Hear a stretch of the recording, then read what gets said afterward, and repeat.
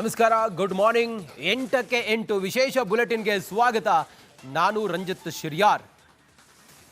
RCB winning celebration ವೇಳೆ ನಡೆದಂಥ ಭೀಕರ ಕಾಲ್ತುಳಿತ ಕೇಸ್ನಲ್ಲಿ ಇವತ್ತು ಮಾಜಿ ಕಮಿಷನರ್ಗೆ ನೋಟಿಸನ್ನು ಕೊಟ್ಟು ನಾಳೆಗೆ ವಿಚಾರಣೆಗೆ ಬನ್ನಿ ಅಂತ ಹೇಳಿದ್ದಾರೆ. ನೋಟಿಸನ್ನು ಆಲ್ರೆಡಿ ಕೊಟ್ಟಾಗಿದೆ, ನಾಳೆಗೆ ನೀವು ವಿಚಾರಣೆಗೆ ಬನ್ನಿ ಅಂತ ಹೇಳಿದ್ದಾರೆ. ನಾಳೆಗೆ ವಿಚಾರಣೆಗೆ ಹಾಜರಾಗುವಂತೆ ದಯಾನಂದ್ಗೆ ಸೂಚನೆಯನ್ನು ಕೊಡಲಾಗಿದೆ. ಬೆಂಗಳೂರು ನಗರ ಪೊಲೀಸ್ ಆಯುಕ್ತ ದಯಾನಂದ್ಗೆ ವಿಚಾರಣೆಗೆ ಬನ್ನಿ ಅಂತೇಳಿ ಸೂಚನೆಯನ್ನು ಕೊಡಲಾಗಿದೆ. ತನಿಖಾಧಿಕಾರಿ DC ಎದುರು ಜಗದೀಶ್ ಎದುರು ವಿಚಾರಣೆಗೆ ಹಾಜರಾಗಲು ನೋಟಿಸನ್ನು ಕೊಡಲಾಗಿದೆ. ಈಗಾಗಲೇ ಬೆಂಗಳೂರು ನಗರ ಪೊಲೀಸ್ ಆಯುಕ್ತರು ಸೇರಿದಂತೆ ಸುಮಾರು 5 ಹಿರಿಯ ಅಧಿಕಾರಿಗಳನ್ನು ಅಮಾನತು ಮಾಡಿ ಆದೇಶವನ್ನು ಹೊರಡಿಸಲಾಗಿದೆ. ಈ ಪ್ರಕರಣದಲ್ಲಿ ಇವರೇ ಹೊಣೆಗಾರರು ಅನ್ನೋ ಕಾರಣಕ್ಕೋಸ್ಕರ ಅವರ ಅಮಾನತು ಕೂಡ ಮಾಡಲಾಗಿದೆ. ಇದರ ನಡುವೆ ಈಗ ಮಾಜಿ ಕಮಿಷನರ್ಗೆ ಮಾಜಿ ಬೆಂಗಳೂರು ನಗರ ಪೊಲೀಸ್ ಆಯುಕ್ತ ದಯಾನಂದ್ ಅವರಿಗೆ ವಿಚಾರಣೆಗೆ ಬನ್ನಿ ಅಂತೇಳಿ ನೋಟಿಸನ್ನು ಕೊಟ್ಟಿದ್ದಾರೆ. ನಾಳೆ ಒಳಗೆ ಬನ್ನಿ ಅಂತ ಹೇಳಿದ್ದಾರೆ. ಕಾರ್ಯಕ್ರಮವನ್ನು ಆಯೋಜನೆ ಮಾಡಿದ್ಯಾರು, ಘಟನೆಗೆ ಯಾರು ಕಾರಣ, ಮುಂಜಾಗ್ರತಾ ಕ್ರಮ ಕೈಗೊಳ್ಳದಿರಲು ಕಾರಣ ಏನು, ಘಟನೆ ಸಂಬಂಧ ಮಾಹಿತಿಯನ್ನು ಸಂಗ್ರಹಿಸಲಿರುವ DC ನಾಳೆ ಮಧ್ಯಾಹ್ನ 3 ಗಂಟೆಗೆ ಹಾಜರಾಗಲು ಸೂಚನೆಯನ್ನು ಕೊಡಲಾಗಿದೆ. ದಯಾನಂದ್ ಅವರು ಮಾನ್ಯ ಬೆಂಗಳೂರು ನಗರ ಪೊಲೀಸ್ ಆಯುಕ್ತರಾಗಿದ್ದವರು, ಮಾಜಿ ನಗರ ಪೊಲೀಸ್ ಆಯುಕ್ತರು. ಮೊನ್ನೆ ಆದಂಥ ದುರಂತ ಆಯ್ತಲ್ಲ, ಅದರಲ್ಲಿ ಇವರನ್ನು ಕೂಡ ಅಮಾನತು ಮಾಡಲಾಗಿದೆ. ಕರ್ನಾಟಕದ ಪೊಲೀಸ್ ಇತಿಹಾಸದಲ್ಲಿ ಒಬ್ಬರು ಕಮಿಷನರೇಟ್ ಅಧಿಕಾರಿಯನ್ನ ಅಮಾನತು ಮಾಡಿರೋದು ಇದೇ ಮೊದಲು. 11 ಜನರ ಕಾಲ್ತುಳಿತ ಪ್ರಕರಣ ಆಯ್ತಲ್ಲ, 11 ಜನ ಭೀಕರ ದುರಂತ ಪ್ರಕರಣದಲ್ಲಿ ಇದೇ ಮೊದಲು. ಈಗ ಇವರನ್ನ ವಿಚಾರಣೆಗೂ ಕೂಡ ಬನ್ನಿ ಅಂಥೇಳಿ ಇದರ IO ಜಗದೀಶ್ DC ಜಗದೀಶ್ ಅವರು ಸೂಚನೆಯನ್ನು ಕೊಟ್ಟಿದ್ದಾರೆ. ನಾಳೆ ಮಧ್ಯಾಹ್ನ 3 ಗಂಟೆ ಒಳಗಡೆ ವಿಚಾರಣೆಗೆ ಬನ್ನಿ ಅಂತ ಹೇಳಿ. ಹೆಚ್ಚಿನ ಮಾಹಿತಿಯೊಂದಿಗೆ ನಮ್ಮ ಪ್ರತಿನಿಧಿ ಮುತ್ತಪ್ಪ ಈಗ ನೇರ ಸಂಪರ್ಕದಲ್ಲಿದ್ದಾರೆ. ಮುತ್ತಪ್ಪ, ಇಲ್ಲಿ ಕಮಿಷನರನ್ನ ಅಮಾನತು ಮಾಡಲಾಗಿದೆ, ಅದ್ರ ನಡುವೆ ವಿಚಾರಣೆಗೂ ಕೂಡ ಕರೆದಿದ್ದಾರೆ. ತನಿಖೆ ಹೇಗೆ ನಡೀತಾ ಇದೆ, ಇಲ್ಲಿವರೆಗೂ ಕೂಡ ಏನೇನು ಅಪ್ಡೇಟ್ ಇದೆ ತನಿಖೆಯಿಂದ ಮುತ್ತಪ್ಪ?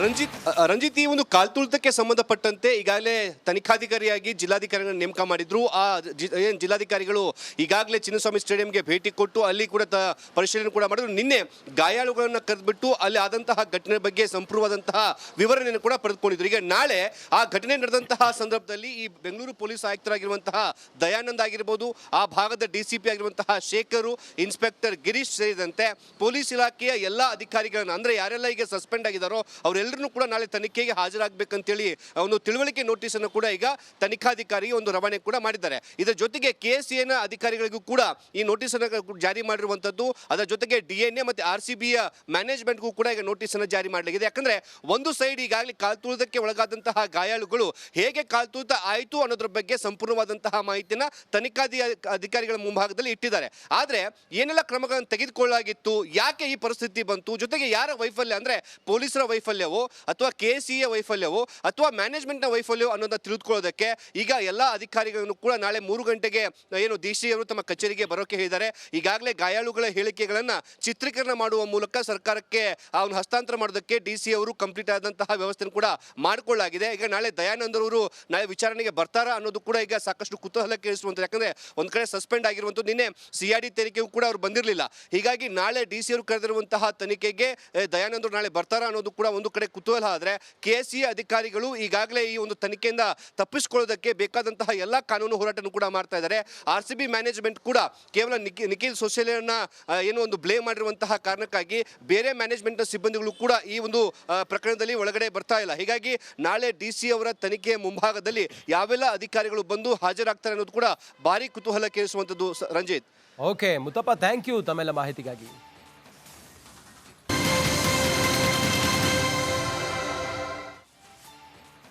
ನಮಸ್ಕಾರ, ಗುಡ್ ಮಾರ್ನಿಂಗ್. 8ಕ್ಕೆ 8 ವಿಶೇಷ ಬುಲೆಟಿನ್ಗೆ ಸ್ವಾಗತ. ನಾನು ರಂಜಿತ್ ಶಿರ್ಯಾರ್. RCB ವಿನ್ನಿಂಗ್ ಸೆಲೆಬ್ರೇಷನ್ ವೇಳೆ ನಡೆದಂಥ ಭೀಕರ ಕಾಲ್ತುಳಿತ ಕೇಸ್ನಲ್ಲಿ ಇವತ್ತು ಮಾಜಿ ಕಮಿಷನರ್ಗೆ ನೋಟಿಸನ್ನು ಕೊಟ್ಟು ನಾಳೆಗೆ ವಿಚಾರಣೆಗೆ ಬನ್ನಿ ಅಂತ ಹೇಳಿದ್ದಾರೆ. ನೋಟಿಸನ್ನು ಆಲ್ರೆಡಿ ಕೊಟ್ಟಾಗಿದೆ, ನಾಳೆಗೆ ನೀವು ವಿಚಾರಣೆಗೆ ಬನ್ನಿ ಅಂತ ಹೇಳಿದ್ದಾರೆ. ನಾಳೆಗೆ ವಿಚಾರಣೆಗೆ ಹಾಜರಾಗುವಂತೆ ದಯಾನಂದ್ಗೆ ಸೂಚನೆಯನ್ನು ಕೊಡಲಾಗಿದೆ. ಬೆಂಗಳೂರು ನಗರ ಪೊಲೀಸ್ ಆಯುಕ್ತ ದಯಾನಂದ್ಗೆ ವಿಚಾರಣೆಗೆ ಬನ್ನಿ ಅಂತೇಳಿ ಸೂಚನೆಯನ್ನ ಕೊಡಲಾಗಿದೆ. ತನಿಖಾಧಿಕಾರಿ ಡಿಸಿ ಎದುರು ಜಗದೀಶ್ ಎದುರು ವಿಚಾರಣೆಗೆ ಹಾಜರಾಗಲು ನೋಟಿಸ್ ಅನ್ನು ಕೊಡಲಾಗಿದೆ. ಈಗಾಗಲೇ ಬೆಂಗಳೂರು ನಗರ ಪೊಲೀಸ್ ಆಯುಕ್ತರು ಸೇರಿದಂತೆ ಸುಮಾರು 5 ಹಿರಿಯ ಅಧಿಕಾರಿಗಳನ್ನ ಅಮಾನತು ಮಾಡಿ ಆದೇಶವನ್ನ ಹೊರಡಿಸಲಾಗಿದೆ. ಈ ಪ್ರಕರಣದಲ್ಲಿ ಇವರೇ ಹೊಣೆಗಾರರು ಅನ್ನೋ ಕಾರಣಕ್ಕೋಸ್ಕರ ಅವರ ಅಮಾನತು ಕೂಡ ಮಾಡಲಾಗಿದೆ. ಇದರ ನಡುವೆ ಈಗ ಮಾಜಿ ಕಮಿಷನರ್ಗೆ ಮಾಜಿ ಬೆಂಗಳೂರು ನಗರ ಪೊಲೀಸ್ ಆಯುಕ್ತ ದಯಾನಂದ್ ಅವರಿಗೆ ವಿಚಾರಣೆಗೆ ಬನ್ನಿ ಅಂತೇಳಿ ನೋಟಿಸ್ ಅನ್ನ ಕೊಟ್ಟಿದ್ದಾರೆ. ನಾಳೆ ಒಳಗೆ ಬನ್ನಿ ಅಂತ ಹೇಳಿದ್ದಾರೆ. ಕಾರ್ಯಕ್ರಮವನ್ನ ಆಯೋಜನೆ ಮಾಡಿದ್ಯಾರು, ಘಟನೆಗೆ ಯಾರು ಕಾರಣ, ಮುಂಜಾಗ್ರತಾ ಕ್ರಮ ಕೈಗೊಳ್ಳದಿರಲು ಕಾರಣ ಏನು, ಘಟನೆ ಸಂಬಂಧ ಮಾಹಿತಿಯನ್ನ ಸಂಗ್ರಹಿಸಲಿರುವ ಡಿಸಿ ನಾಳೆ ಮಧ್ಯಾಹ್ನ 3 ಗಂಟೆಗೆ ಹಾಜರಾಗಲು ಸೂಚನೆಯನ್ನ ಕೊಡಲಾಗಿದೆ.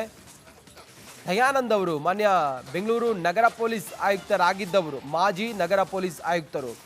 ಮೊನ್ನೆ ಆದಂಥ ದುರಂತ ಆಯ್ತಲ್ಲ, ಅದರಲ್ಲಿ ಇವರನ್ನು ಕೂಡ ಅಮಾನತು ಮಾಡಲಾಗಿದೆ. ಕರ್ನಾಟಕದ ಪೊಲೀಸ್ ಇತಿಹಾಸದಲ್ಲಿ ಒಬ್ಬರು ಕಮಿಷನರೇಟ್ ಅಧಿಕಾರಿಯನ್ನ ಅಮಾನತು ಮಾಡಿರೋದು ಇದೇ ಮೊದಲು.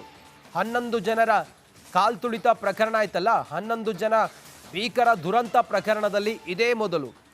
ಈಗ ಇವರನ್ನ ವಿಚಾರಣೆಗೂ ಕೂಡ ಬನ್ನಿ ಅಂಥೇಳಿ ಇದರ ಐಒ ಜಗದೀಶ್ ಡಿಸಿ ಜಗದೀಶ್ ಅವರು ಸೂಚನೆಯನ್ನು ಕೊಟ್ಟಿದ್ದಾರೆ. ನಾಳೆ ಮಧ್ಯಾಹ್ನ 3 ಗಂಟೆ ಒಳಗಡೆ ವಿಚಾರಣೆಗೆ ಬನ್ನಿ ಅಂತ ಹೇಳಿ.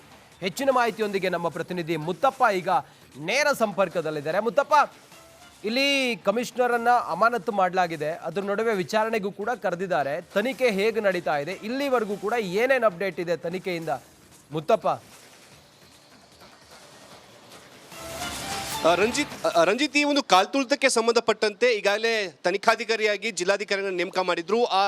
ಏನು ಜಿಲ್ಲಾಧಿಕಾರಿಗಳು ಈಗಾಗಲೇ ಚಿನ್ನಸ್ವಾಮಿ ಸ್ಟೇಡಿಯಂಗೆ ಭೇಟಿ ಕೊಟ್ಟು ಅಲ್ಲಿ ಕೂಡ ಪರಿಶೀಲನೆ ಕೂಡ ಮಾಡಿದ್ರು. ನಿನ್ನೆ ಗಾಯಾಳುಗಳನ್ನ ಕರೆದ್ಬಿಟ್ಟು ಅಲ್ಲಿ ಆದಂತಹ ಘಟನೆ ಬಗ್ಗೆ ಸಂಪೂರ್ಣವಾದಂತಹ ವಿವರಣೆಯನ್ನು ಕೂಡ ಪಡೆದುಕೊಂಡಿದ್ರು. ಈಗ ನಾಳೆ ಆ ಘಟನೆ ನಡೆದಂತಹ ಸಂದರ್ಭದಲ್ಲಿ ಈ ಬೆಂಗಳೂರು ಪೊಲೀಸ್ ಆಯುಕ್ತರಾಗಿರುವಂತಹ ದಯಾನಂದ್ ಆಗಿರ್ಬೋದು, ಆ ಭಾಗದ ಡಿಸಿಪಿ ಆಗಿರುವಂತಹ ಶೇಖರು, ಇನ್ಸ್ಪೆಕ್ಟರ್ ಗಿರೀಶ್ ಸೇರಿದಂತೆ ಪೊಲೀಸ್ ಇಲಾಖೆಯ ಎಲ್ಲ ಅಧಿಕಾರಿಗಳನ್ನ, ಅಂದ್ರೆ ಯಾರೆಲ್ಲ ಈಗ ಸಸ್ಪೆಂಡ್ ಆಗಿದ್ದಾರೋ ಅವರೆಲ್ಲರೂ ಕೂಡ ನಾಳೆ ತನಿಖೆಗೆ ಹಾಜರಾಗಬೇಕಂತೇಳಿ ಒಂದು ತಿಳುವಳಿಕೆ ನೋಟಿಸ್ ಅನ್ನು ಕೂಡ ಈಗ ತನಿಖಾಧಿಕಾರಿ ಒಂದು ರವಾನೆ ಕೂಡ ಮಾಡಿದ್ದಾರೆ. ಇದರ ಜೊತೆಗೆ KCAನ ಅಧಿಕಾರಿಗಳಿಗೂ ಕೂಡ ಈ ನೋಟಿಸ್ ಅನ್ನು ಜಾರಿ ಮಾಡಿರುವಂತದ್ದು. ಅದರ ಜೊತೆಗೆ DNA ಮತ್ತೆ RCBಯ ಮ್ಯಾನೇಜ್ಮೆಂಟ್ಗೂ ಕೂಡ ಈಗ ನೋಟಿಸ್ ಅನ್ನು ಜಾರಿ ಮಾಡಲಾಗಿದೆ. ಯಾಕಂದ್ರೆ ಒಂದು ಸೈಡ್ ಈಗಾಗಲೇ ಕಾಲ್ತುಳಿತಕ್ಕೆ ಒಳಗಾದಂತಹ ಗಾಯಾಳುಗಳು ಹೇಗೆ ಕಾಲ್ತುಳಿತ ಆಯಿತು ಅನ್ನೋದ್ರ ಬಗ್ಗೆ ಸಂಪೂರ್ಣವಾದಂತಹ ಮಾಹಿತಿಯನ್ನ ಅಧಿಕಾರಿಗಳ ಮುಂಭಾಗದಲ್ಲಿ ಇಟ್ಟಿದ್ದಾರೆ.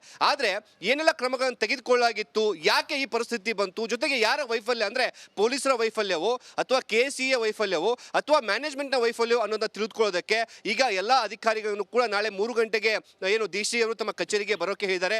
ಈಗಾಗಲೇ ಗಾಯಾಳುಗಳ ಹೇಳಿಕೆಗಳನ್ನ ಚಿತ್ರೀಕರಣ ಮಾಡುವ ಮೂಲಕ ಸರ್ಕಾರಕ್ಕೆ ಅವನು ಹಸ್ತಾಂತರ ಮಾಡೋದಕ್ಕೆ DC ಅವರು ಕಂಪ್ಲೀಟ್ ಆದಂತಹ ವ್ಯವಸ್ಥೆ ಕೂಡ ಮಾಡಿಕೊಳ್ಳಲಾಗಿದೆ. ಈಗ ನಾಳೆ ದಯಾನಂದ್ ಅವರು ನಾಳೆ ವಿಚಾರಣೆಗೆ ಬರ್ತಾರಾ ಅನ್ನೋದು ಕೂಡ ಈಗ ಸಾಕಷ್ಟು ಕುತೂಹಲ ಕೇಳಿಸುವಂತ. ಯಾಕಂದ್ರೆ